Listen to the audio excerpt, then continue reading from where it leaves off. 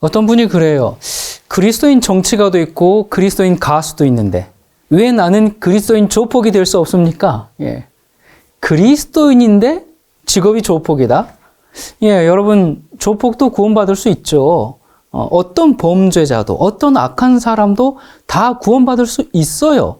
하지만 조폭으로 살면서 구원받을 수 있을까요? 아니, 그리스도인이 조폭으로 살 수 있을까요? 이 조폭으로 살면서 구원의 확신을 가지고 있으면 믿음이 좋은 조폭입니까? 믿음 좋은 조폭, 믿음 좋은 강도, 믿음 좋은 불륜 남녀, 믿음 좋은 사기꾼. 예, 뭔가 어울리지 않는 말이죠? 자, 그렇다면 우리의 직업이 강도는 아닐지라도, 조폭은 아닐지라도, 범죄자는 아닐지라도 그건 현행법을 피하고 있을 뿐 우리 마음에는 불법과 악함과 죄됨과 이러한 것들이 성행하고 있지는 않습니까? 그렇다면 조폭과 뭐가 다릅니까? 그런데도 구원의 확신을 가져도 되는 걸까요? 오늘날 교회에서 이런 식의 구원 확신을 남발하고 있기 때문에 교회의 신자는 넘치는데 그리스도인은 찾아보기 힘든 시대가 되었죠. 반면에 많은 신자들이 가끔은 구원받을 수 있을 거야 그렇게 생각은 하지만 또 어떤 때는 불안감과 씨름하기도 하죠. 때로는 교인 20명 중에 1명만이 재림 준비가 되어 있다 그런 얘기를 들을 때 야, 경쟁률이 20대 1이기 때문에 나는 안 되겠구나 하는 그런 근심에 쌓여서 교회를 그냥 그만 다니거나 그래도 희망은 없지만 20대 1이니까 뭐 계속 교회 다니다 보면 뭔가 좋은 일이 생길 수도 있으니 그냥 한번 다녀보자 뭐 이런 사람도 있습니다. 어떤 교회는 넘치는 그런 확신이 문제인데 어떤 교회는 교리 자체에 영적 불안감을 조성하는 요소가 있습니다. 항상 자아를 부인해야 된다, 자아를 비워야 된다 그러면서 늘 자기 자신을 바라보게 하고 자신의 부족함을 보면서 슬퍼하면서 더욱 경건해지려고 노력하죠. 물론 그렇다고 해서 구원을 못 받는다는 건 아닙니다. 그 사람들이 구원은 받을지 몰라도 이런 사람이 구원의 감격과 기쁨을 누리면서 살기란 불가능한 것이죠. 여기에 또 하나의 문제가 있습니다. 우리는 태어난 이후로 인간의 죄된 본성 때문에 하나님과 좋은 관계를 맺으면서 살지 못했어요. 그리고 또 여기에 덧붙여서 사탄이 우리가 하나님과 화해하지 못하도록 계속 방해할 뿐만 아니라 주님께서 우리를 사랑하시고 용서하신다는 그 사실에 대해서 확신을 갖지 못하도록 끊임없이 애를 쓰고 있죠. 여러분은 구원의 소망을 다 잃어버리고 몸과 마음이 기진맥진해진 적이 있습니까? 절망감에 비틀거리면서 거리를 걷기도 하거나 하늘만 멍하니 바라보면서 하나님에게 나는 잃어버린 사람입니다. 그렇게 신음한 적도 있었을 겁니다. 그런데 마음의 소원은 하나님을 위해 살고 하나님께 영광을 돌리기를 그런 마음이 간절히 있지 않습니까? 자, 내가 구원받을 것인가 말 것인가? 내가 구원받든지 않든지 간에 여러분 나의 구원과 관련된 문제를 주님께 맡겨버려야 합니다. 구원받으려고 안달을 하니까 이거 못 받으면 어떡하지 하는 불안에 떠는 겁니다. 구원을 막 찾아다니지 말고요. 구원을 추구하지 말고 그저 하나님을 사랑하는 삶을 살면 구원의 확신이 부수적으로 따라오게 되죠. 우리가 이 성경에 등장하는 선지자나 사도들이 구원받았다. 그렇게 말하는 경우를 여러분 본 적 있습니까? 없어요. 그런데 오늘날 교회에서는 왜 그렇게 구원 여러분 구원 받았습니까? 예, 아멘 구원 받았습니다. 그러면 나는 구원 받았다 3번 복창하십시오. 그러면 절대 구원을 잃지 않습니다. 뭐 이런 식이죠. 이거 일종의 쇠뇌입니다. 매주 교회 갈 때마다 그렇게 쇠뇌를 하니까 절대로 자기가 조폭으로 살면서도 절대 잃어버리지 않는 구원의 확신을 갖고 있는데 구원의 확신은 그렇게 갖는 게 아니죠. 구원의 확신은 행복과 같아서 예를 들어서 이게 이제 우리가 행복이라는 걸 한번 생각해 봅시다. 여러분 행복한 삶, 행복하게 살기 위해서 행복이라는 그것을 목적 자체로 삼고 추구하는 사람보다는 인생에서 정말 다른 가치 있는 것을 추구하는 사람이 행복을 발견하게 되죠. 그러니까 행복한 삶은 행복 그 자체를 추구하는 사람에게는 오지 않아요. 행복한 것 같다가도 나보다 더 잘 나가는 사람 보면 어때요? 또 나보다 더 잘 되는 사람 보면 금세 불행해집니다. 그래서 행복은 목적이 아니라 결과죠. 내가 정말 보람있고 선한 영향력을 끼치고 남을 위해서 살 때 어느새 나도 모르게 행복하다. 행복이 와 있는 것처럼 구원도 그것과 똑같습니다. 구원의 확신은 그것 자체를 목적으로 막 내가 구원 확신 가져야 됩니다. 나 구원 받아야 됩니다. 이렇게 하는 사람보다 하나님의 사랑에 대한 그 응답으로 순종의 삶을 그냥 살아갈 때 저절로 그 사람에게 이르러 오는 것이 구원이죠. 여러분 우리가 막 구원을 추구해가지고 구원이 오면 좋겠지만 구원을 찾아다닐수록 불안하기만 합니다. 구원은 결과지 목적이 아니에요. 우리 예수님께서 구원이란 그것을 목적 자체로 추구하는 데서가 아니라 하나님을 찾고 구하고 따르면 이어서 오는 것이라고 말씀하셨어요. 마태복음 16장 25절에도 누구든지 제 목숨을 구원하고자 하면 잃을 것이요 누구든지 나를 위하여 제 목숨을 잃으면 찾으리라. 이 제 경험상으로 보면 구원의 확신만을 구할 때 저는 그 확신을 유지할 수가 없었습니다. 또 구원의 확신을 강하게 갖기 위해서 애쓰면 애쓸수록 뭔지 모를 불안감과 두려움은 더 커져만 갔어요. 자, 그렇다면 구원의 확신을 갖지 말라는 것인가? 아니, 구원의 확신을 가져야 할까 말아야 할까? 아직 아리송해요. 우리가 어떤 경우에서는 구원의 확신을 가져야 합니다. 그리고 또 어떤 경우에서는 확신을 갖지 말아야 합니다. 참 신앙을 슬프게, 어렵게, 불행하게 사는 사람들 보면 그 구원의 확신을 갖지 못한 채 불안한 그런 신앙 생활을 하면서 내가 이렇게 하다 보면 언젠가는 끝내는 모든 것이 정말 해피엔딩으로 끝날 거야. 모든 게 다 잘 될 거야. 그걸 바라고 또 바라면서 정말 율법주의적인 삶으로 분투하고 있는 그런 사람이 있거나 또는 구원이라는 그 로또 당첨되면 좋은 거지 하면서 이렇게 살다 보면 뭐 그런 은혜가 있겠지 하면서 막연한 기대를 안고 살아가는 사람들도 있고 그래서 이렇게 신앙생활하는 사람들은 우리 구원의 확신을 가져야 됩니다. 이런 말을 들으면 마치 못 들을 말을 들은 것처럼 막 흥분하면서 아니 우리는 아직 완성되지 않았는데 그런 확신 가지면 안 됩니다. 막 그러면서 막 입에 거품을 물어요. 또 다른 이들은 한번 구원받았으니까 절대로 구원을 잃어버릴 수 없다는 그런 생각에 그냥 넘치는 확신을 갖고 살기도 하죠. 사실 성경을 보면요. 구원의 확신을 가지라고도 말씀하고요. 또 갖지 말라고도 말씀합니다. 자, 여러분 한번 질문해 볼게요. 우리는 구원에 대한 확신 없이도 구원을 받을 수 있습니까? 자, 내가 구원의 확신은 없어. 근데 그 사람 구원 받을 수 있어요?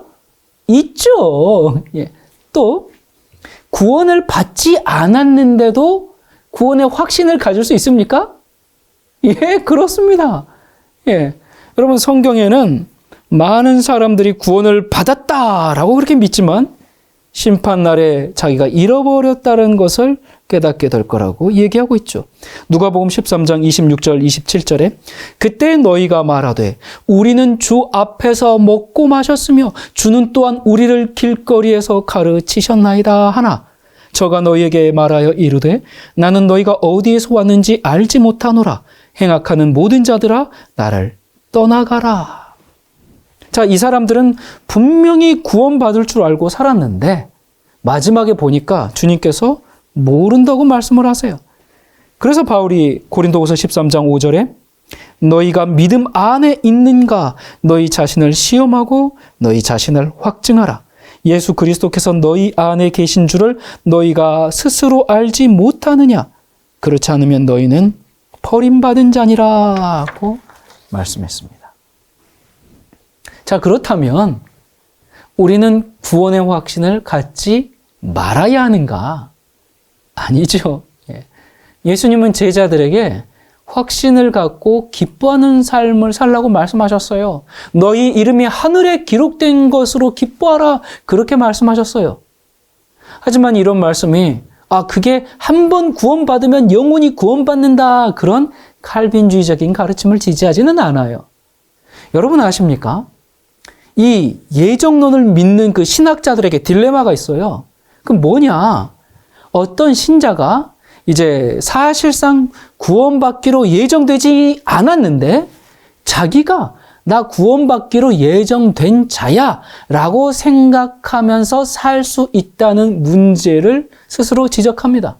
그래서 자기가 구원받은 자인 줄 알았는데 결국에 가보니 아니더라는 사실을 언제 알게 돼요? 마지막 심판날에 맞닥뜨려야 한다는 것을 예정론 신학자들도 다 인정합니다. 그래서 한 번 구원받으면 영원히 구원받는다는 이 교리는 실제가 아니고 그저 사람들에게 안심을 주는 이론적인 보증일 뿐이죠. 자, 근데 지금 도대체 구원의 확신을 가지라는 얘기야, 말라는 얘기야? 헷갈리시죠? 바른 구원의 확신을 가져야죠. 주님께서는 우리를 하나님의 가족으로 영접하고 싶은 마음이 너무나 강하고 간절해서 우리가 하나님께 나아갈 때 하나님을 어떻게 부르라고 하셨습니까? 우리 아버지. 하나님 아버지께서 예수님을 사랑하신 것처럼 우리도 사랑하시고 하나님과 예수님이 아버지와 아들의 관계인 것처럼 우리도 하나님과 가족으로 삼으신다는 놀라운 선언이고 우리에게 용기와 위로를 주는 선언입니다. 뭐가? 우리 아버지. 여러분 과연 어느 종교에서 자기가 믿는 신을 아버지라고 부릅니까? 아버지를 믿는 아들은 두렵지 않죠. 자, 그렇다면 바른 확신은 어떻게 가질 수가 있는가? 우리가 이 구원의 확신을 갖기 위한 세 가지 필수적인 요소가 좀 있습니다. 첫 번째는 그리스도의 속죄로 주신 칭의. 둘째, 마음에 역사하는 성령의 능력. 셋째, 그리스도인 삶에 맺히는 열매. 이 세 가지를 우리가 좀 더 자세히 살펴보도록 하겠습니다. 첫 번째, 그리스도의 속죄로 주신 믿음으로 말미암는 칭의입니다. 여러분, 이 구원의 확신을 가질 수 있는 가장 중요한 토대이자 구원의 뿌리, 이 그리스도의 속죄를 통한 믿음으로 말미암는 의죠. 그래서 로마서 5장 1절에 그러므로 우리가 믿음으로 의롭다 하심을 받았으니 우리 주 예수 그리스도로 말미암아 하나님과 화평을 누리자. 예수님을 믿는 사람들은 주님께서 오직 은혜를 통해서 우리를 구원하신다는 것을 믿어야 합니다. 사탄은 사람들이 이 진리를 받아들이면 자기의 힘이 무력해질 것을 알기 때문에 다른 복음을 자꾸 섞어서 율법주의적인 신앙을 하도록 만들거나 아니면 신자들의 마음을 지배해가지고 의심과 불신과 어두움으로 가득 차게 해가지고 낙심과 우울함에 빠뜨려서 정복하려고 합니다. 여러분, 우리 주님께서 주시는 칭의를 확실히 믿어야 합니다. 거기에 소망이 있어요. 하지만 믿음이라는 게 복음의 사실을 믿는 그런 지적인 믿음도 포함하지만 하나님에 대한 신뢰까지 확대되어야 하죠. 여러분, 믿는다는 말은 명사가 아니라 동사라고 제가 전에 말씀드린 적이 있습니다. 믿는다는 것 자체가 뭐 한다는 거예요? 행한다는 것이죠. 여러분이 길을 잃어버려서 어떤 사람에게 길을 물었어요. 여기 어디로 가야 됩니까? 그래서 그 사람이 오른쪽으로 가세요. 내가 그 사람 말을 믿으면 어느 쪽으로 가야 돼요? 오른쪽으로 가야 합니다. 그게 믿는 겁니다. 내가 당신 말에 동의는 하지만 그냥 내가 생각한 대로 가겠습니다. 그래서 반대로 간다면 그건 믿는 게 아니죠. 믿음은 진리에 대한 단순한 동의가 아니고 예수 그리스도에 대하여 그냥 아는 것으로 충분하지 않고 우리는 그리스도를 믿고 내 인생을 주님께 맡기면 주님께서 책임져 주실 것을 신뢰하고 따라가야 합니다. 그 길이 현재 보기에는 고난과 고통의 나날이고 물질적으로 세상적으로 복을 받지 못하는 것처럼 보일지라도 명백하게 분명하게 손해보는 길처럼 보일지라도 그럼에도 불구하고 주님을 신뢰하며 따라가는 것이 믿음이죠. 우리가 주님이 주신 그 칭의를 입고 주님을 신뢰하고 있을 때 우리는 구원의 확신을 가져도 좋습니다. 자, 두 번째는 뭐라 그랬어요? 마음의 역사하는 성령의 능력. 이 두 번째 이 필수적인 요소는 계속적인 경험의 측면입니다. 우리가 그리스도를 믿음으로 받아들이면 하나님께서 우리 안에 새로운 생명을 소생시켜요. 영원한 생명이 시작하는 것이죠. 성령과 함께 호흡하는 것이죠. 그 삶을 바울은 이렇게 표현합니다. 로마서 8장 13절. 너희가 육신대로 살면 반드시 죽을 것이로되 영으로서 몸의 행실을 죽이면 살리니. 죽든지 살든지 둘 중 하나다. 그렇게 말씀해요. 우리가 세상에 붙어 있고 세상 안에 있으면 어떻게 돼요? 죽어요, 살아요? 죽어요. 우리는 그래서 그리스도께 붙어 있어야 하고 그리스도 안에 있어야 하죠. 세상이 주는 쾌락과 방탕에 붙어 있는 그 우리의 애착심을 떼어버리지 않은 채 나는 그리스도를 믿으니까 염려 없어. 그렇게 하는 것은 죄를 짓고 불순종하는 일을 더욱 대담하게 만들어줄 뿐이죠. 이런 것이 바로 잘못된 구원의 확신입니다. 이런 확신을 가지고 있으면 있을수록 불순종하고 죄를 짓는 일에 더욱 대담하게 되는 거예요. 여러분, 죄는 참 매력적입니다. 또 죄는 우리에게 익숙합니다. 쉽습니다. 편합니다. 또 죄를 지면 어느 정도 만족감도 주고 성취감도 줍니다. 그래서 우리는 죄와 싸워야 합니다. 그것과 싸우는 것이 쉽습니까? 어렵죠. 그래서 많은 이들이 그리스도를 믿다가 떨어져 나갔죠. 그래서 바울은 눈물로 이렇게 호소합니다. 빌립보서 3장 18절 19절. 내가 여러 번 너희에게 말하였거니와 이제도 눈물을 흘리며 말하노니 여러 사람들이 그리스도의 십자가의 원수로 행하느니라. 그들의 마침은 멸망이요 그들의 신은 탐욕이요 그 영광은 그들의 부끄러움에 있고 땅의 일을 생각하는 자라. 우리가 십자가의 원수가 되지 않기 위해서 십자가에 못 박혀야 하는데 그렇게 자아를 십자가에 못 박는 것이 개인적인 수행이나 어떤 율법주의적인 노력이 아니라 우리의 연약함을 인정하면서 끊임없이 주님의 도우심을 구하면서 주님의 은혜로 성령의 능력으로 살아가는 것이죠. 자, 세 번째, 그리스도인 삶에 맺히는 열매.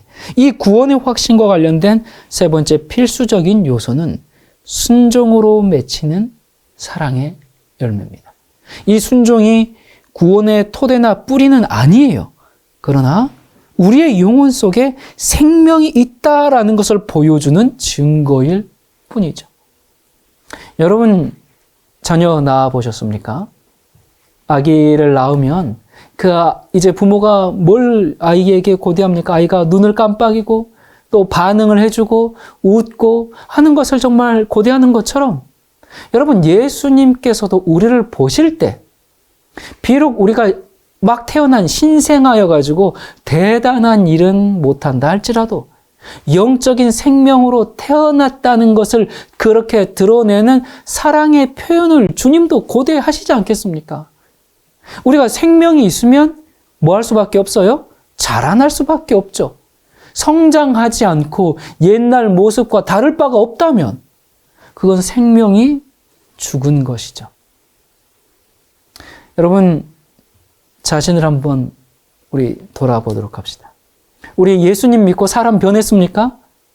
아니면 예수님 믿는다는 지식과 동의는 있는데 내가 옛사람, 옛모습 그대로입니까?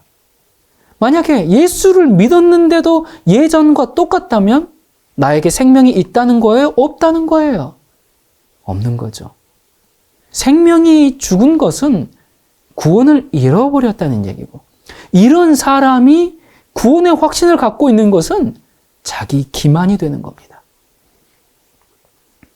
자, 이렇게 우리가 이 세 가지를 요약하면요. 첫 번째는 이 확신의 토대는 오직 은혜로 말미암아 믿음으로써 얻는 칭의이고 두 번째, 확신의 경험은 영혼 속에 역사하는 성령의 계속적인 생명이고 세 번째, 확신의 증거는 순종으로 맺어지는 사랑의 열매입니다. 이 중 하나라도 없으면 우리는 구원의 확신에 의문을 가져야 해요. 그러나 이런 것들이 있을 때 성도는 기뻐하고 사탄이 이런 확신을 빼앗아가지 못하도록 우리는 싸워야 합니다. 자, 그렇다면 우리가 이러한 구원의 확신을 어떻게 유지할 수 있을까요? 가장 분명한 방법은 우리가 매일 그리스도와 교통함으로써 유지된다는 사실입니다. 우리가 주님과 친밀함을 위해서 구별된 시간이 필요합니다. 매일 의도적으로 어떻게든 시간을 내야 합니다. 여러분 사실 우리가 뭐든 할 수 있을 만큼 그렇게 강하다면 굳이 그런 시간 만들지 않아도 돼요. 그럴 필요도 없어요. 하지만 우리의 모습 어떻습니까? 너무 나약해요. 죄와 세상의 유혹에 대해서 너무나 쉽게 타협하고 굴복하지 않습니까? 사람들과의 관계 속에서 너무나 이기적이지 않습니까? 따라서 우리 자신의 무력함을 느끼고 주님의 능력에 완전히 의지하는 일을 그치지 말아야 해요.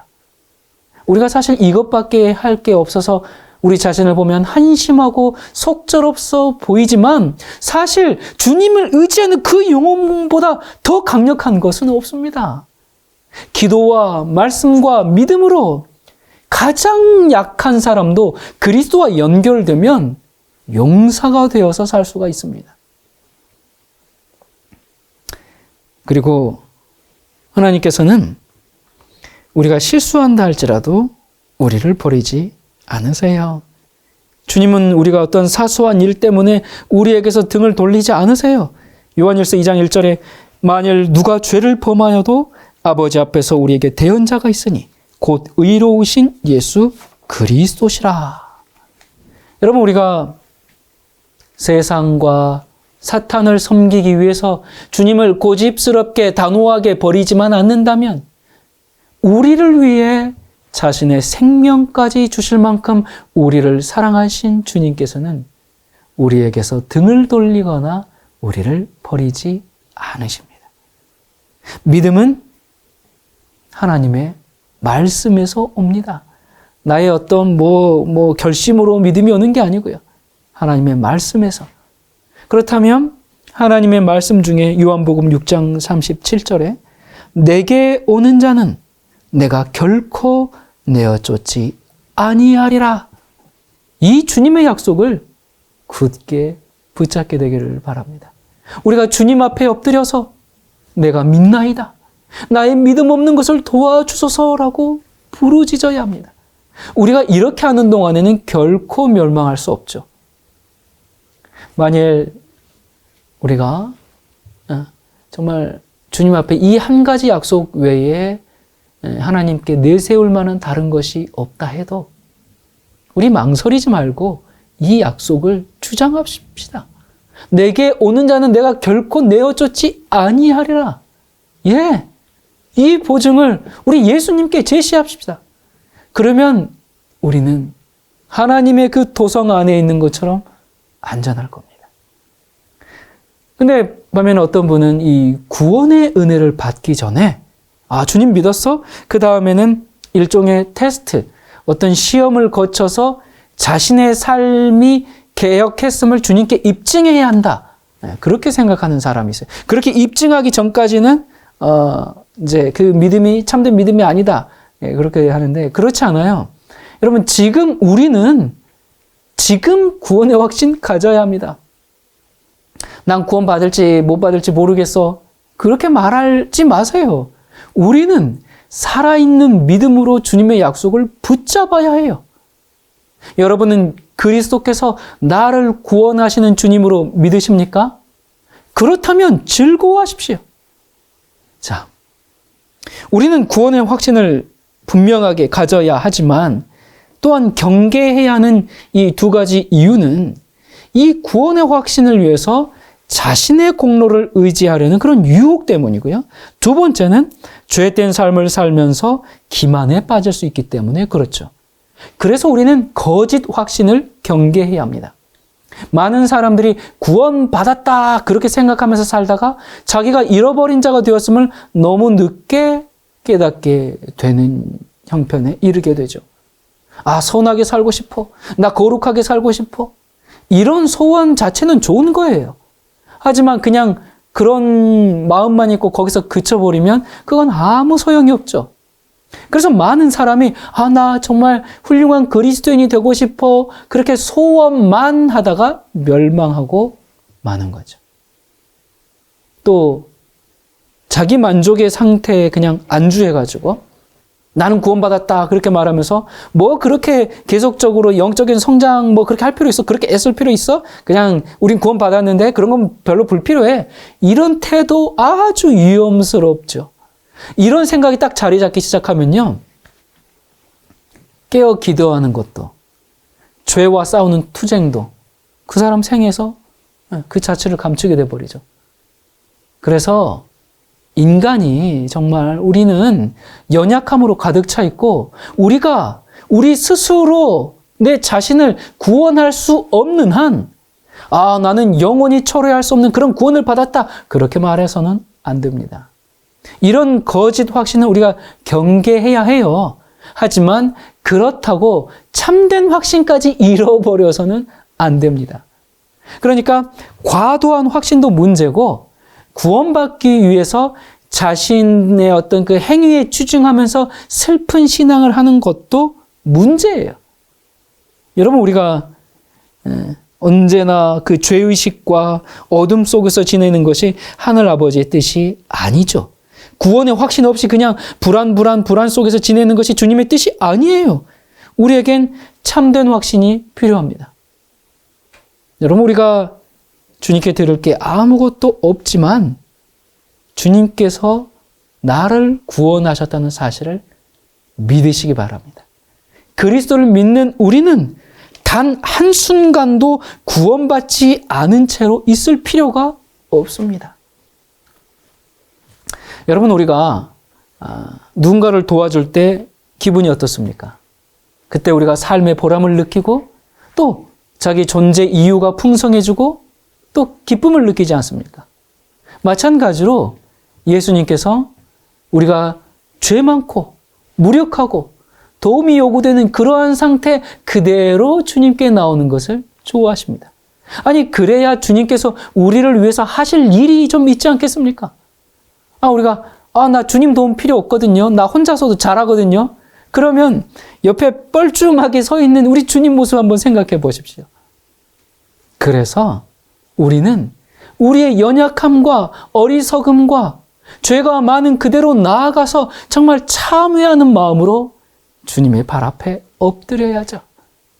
그때 주님은 사랑의 팔로 우리를 안으시고 우리의 상처를 싸매시고 우리에게서 모든 더러운 것을 깨끗이 씻어주시는 일은 주님의 기쁨이죠. 여러분, 우리 그리스도인들이 죄를 짓지 않는 그런 승리의 생활을 살아야 하는 것은 아주 매우 명백합니다. 우리가 주님께 기쁨이 되는 그런 일만을 행하는 것이 우리의 목표가 되어야 합니다. 하지만 이것이 참된 목표지만 신자들이 죄로 넘어질 때에도 하나님께서는 당신의 신실한 자녀를 버리지 않는다는 사실을 우리가 기억할 필요가 있어요. 때로는 우리가 부족과 죄됨을 인해서 예수님의 발 앞에 엎드려 눈물을 흘려야 할 때도 자주 있을 겁니다. 우리들은 때때로 예수님을 닮고 제자의 길을 가다가 실패하게 될 것입니다. 그러나 우리는 뭐 하지 말아야 해요? 낙담하지 말아야 합니다. 비록 사탄의 유혹에 넘어가 패배를 당했을지라도 우리는 하나님께 버림을 받거나 하나님께서 우리를 싫어하고 멀리 하시지 않는다는 것을 기억할 필요가 있습니다. 그때는 우리가 어떻게 해야 합니까? 전보다 더욱 열렬히 기도해야 되고, 더욱 온전히 믿어야 되고, 더욱 꾸준히 또다시 노력해야 합니다.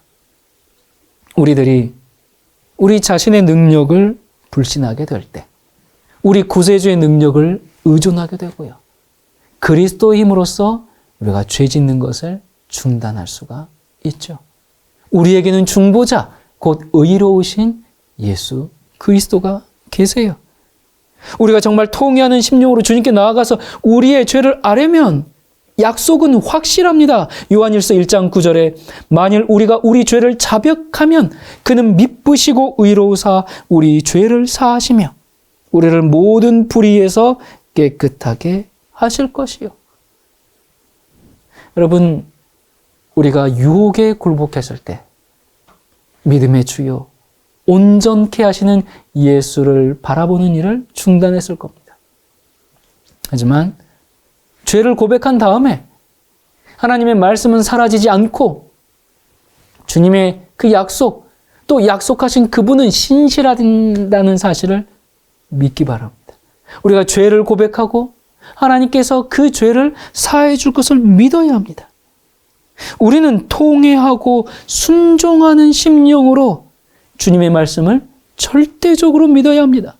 슬퍼하고 늘 후회하면서 계속 정죄의 구름 아래 있을 필요가 없어요. 하나님의 말씀을 믿어야 해요.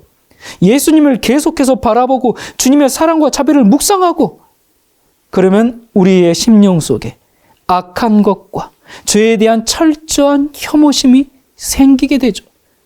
우리는 의에 줄이고 목마른 자가 됩니다. 우리의 실수를 깨닫게 되면 그것을 예수님께 고백하고 모든 악을 이기기 위해서 통회하는 심령으로 성령의 거룩한 능력과 협력해야 합니다. 우리가 우리 죄를 고백하면 그것이 용서된다는 것을 믿어야 합니다. 왜요? 약속이 확실하기 때문에. 주님의 그 용서하시는 사랑을 우리가 의심함으로써 더 이상 하나님께 욕을 돌리지 말아야 해요. 자, 나는 구원받았습니다 라는 확신은 참으로 중요한 것이죠. 참된 확신이 잘못된 것이 아니라 죄에 빠져 있으면서도 한번 구원받으면 절대 철회될 수 없다라는 그 개념이 잘못된 것이죠. 그래서 그리스도를 따라가는, 정말 그리스도를 따라서 이 그리스도인 신앙생애를 살아가는 우리는 이렇게 기도하도록 합시다.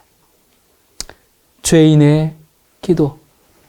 주님, 저는 멸망할 수밖에 없는 죄인입니다. 그러나 그리스도께서 잃어버린 자를 찾아 구원하러 오셨습니다. 주님께서는 내가 의인을 부르러 온 것이 아니요 죄인을 부르러 왔노라고 말씀하셨습니다. 주님께서는 저를 구원하시기 위하여 십자가에서 죽으셨습니다. 저는 더 이상 구원을 받지 못한 상태에 있을 필요가 없습니다. 주님께서 저를 의롭게 하시기 위하여 죽으셨고 부활하셨으며 또한 지금 저를 구원하실 것입니다. 저는 주님께서 약속하신 용서를 받아들입니다. 우리 성도는 또 이렇게 기도합시다. 주님, 저는 주님의 소유물입니다. 제 속에 있는 육체의 정욕과 마음의 탐심이 거룩한 예수 그리스도의 보혈로 씻겨지게 하시고 이미 주신 복들을 감사하며 찬양하게 하시고 예수님의 향기를 주변에 퍼지게 하는 삶을 살도록 도와주시옵소서. 날마다 성령의 능력으로 저를 재창조하사 순결하고 거룩함으로 이끌어 주시옵소서. 우린 또 매일 아침 하루를 시작하기 전에 이렇게 기도합시다. 주님, 저를 받으사 온전히 주님의 것으로 삼아 주시옵소서. 저의 모든 계획을 주님의 발 앞에 놓습니다. 주님의 말씀에 따라 행하기도 하고 그만두기도 하는 결단과 지혜를 주시옵소서. 내가 원하는 대로 일이 풀리지 않을지라도 교훈을 찾게 하시고 겸손케 하시고 저를 향한 신실하신 주님을 신뢰케 해 주시옵소서. 오늘 저를 주님의 일에 써주시고 저와 함께하여 주시고 저의 모든 일이 주님의 뜻 안에서 성취되게 하옵소서.